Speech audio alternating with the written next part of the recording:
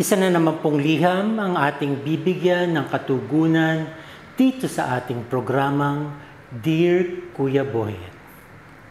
Joke lang. May nag-comment sa isa sa mga Instagram post ko, coming from Alibughang Ampon. Ang sabi niya, Kuya Boyet, silent follower here, gawin mo ulit yung vlog for baking tools mo please. Nasira yung oven namin, parang napanood ko sa YouTube mo dati, Hanabishi gamit mo. Planning to replace my oven ng Hanabishi rin kasi ikaw naiisip kong baker na ganun din gamit. Tips naman po sa magandang oven na bilhin. Thank you in advance. This is not sponsored pero kung gusto ng Hanabishi, bakit hindi? So ang model brand dito is Hanabishi Electric Oven EHO55SS. So 55 liters yung capacity ng oven na to. And yung price nila sa website is 7,605 pero I think nabili ko to 2 months ago, nasa 8,000 pa. So it's better to use yung mga 55 liters na capacity ng oven kasi in case, marami kayong gagawin or kailangan nyo ng malaking pan para magkasya lang siya sa loob ng oven. So dito kasya ang, I have here 12 inches na round pan. Actually, meron akong 14. Kasya yung 14. Tinatamad lang akong kuhanin. Kuhanin sa loob. So, ito yung 12.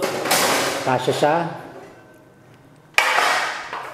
12 by 12 sheet pan.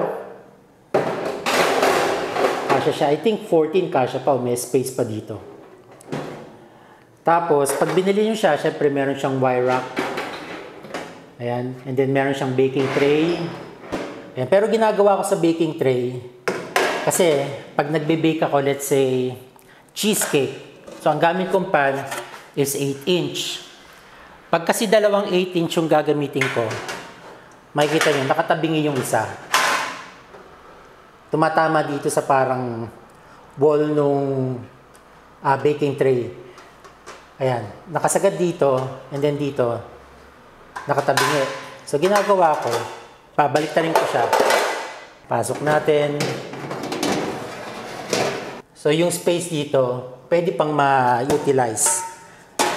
So, yung dalawang pan, kasya na siya. Hindi siya tabi. As well as yung gantong wire rack. Pag dito kasi, kunin natin. So, kunin natin dalawang pan ulit. This is 8 inch 8 inch pan. So, kasya naman. Kaso nga lang, since yung design niya, may paganyan, so pababa siyang ganyan, pag nilagay ko siya dito, tatama sa pan sa baba. Pag nilagay ko naman sa medyo upper, masyadong malapit sa heat sa taas.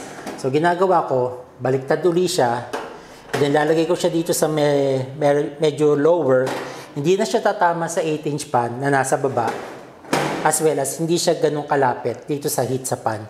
And then, ganyan, dalawa. So, pwede ka na makabake ng 4 na 8 inch na cake or cheesecake. So, let's say, gumagawa kayo ng cheesecake. Pag cheesecake kasi hindi naman siya masyadong delikadong i-bake. And wala siyang pampaalsa. So, okay lang siya medyo galawin. So, ginagawa ko, 1 hour yung baking ng cheesecake. Pag 30 minutes na, binabaliktad ko. So, kung ano yung nasa babang mga cakes, nililipat ko sa taas and vice versa. Para even yung distribution ng heat or yung pagkaluto ng cheesecake. Then, let's say, gagawa ko ng chocolate cake or vanilla cake, na mga dense cake other than chiffon. Kasi based on my experience, hindi pa ako nakatry gumawa ng chiffon cake na gantong setup. Yung meron sa baba, meron sa taas. Pag chiffon kasi, isang layer lang talaga. So, let's say, marami kayong gagawin na chocolate cake.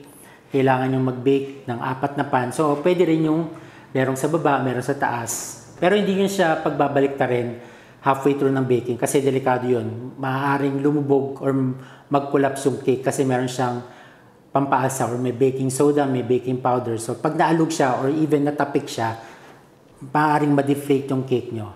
So, ginagawa ko is ino-on ko lang yung convection function ng oven para yung fan niya naka-on. So, para evenly na-distribute yung heat na nasa loob ng oven.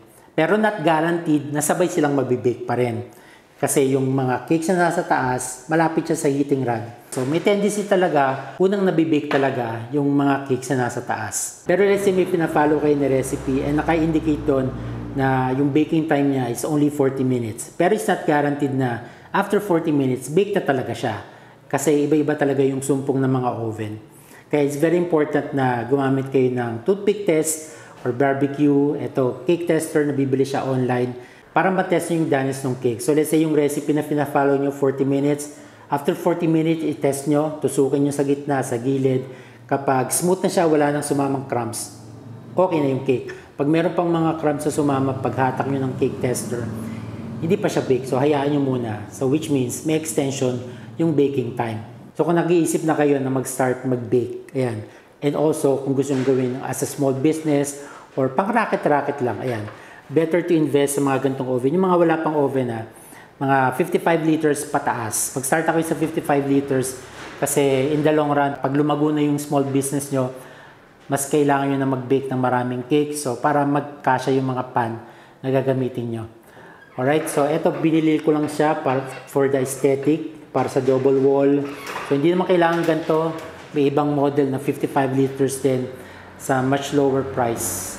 Yung mga ganun siguro nasa 5,000 pesos, around 5,000 pesos. So, eto, 7,900 based on the website. So, yun lang guys ang ating video for today. I hope may mga natutunan kayo. Yeah, mag-start na kayo mag-bake guys. Thank you guys for watching and see you sa next video natin. Bye-bye.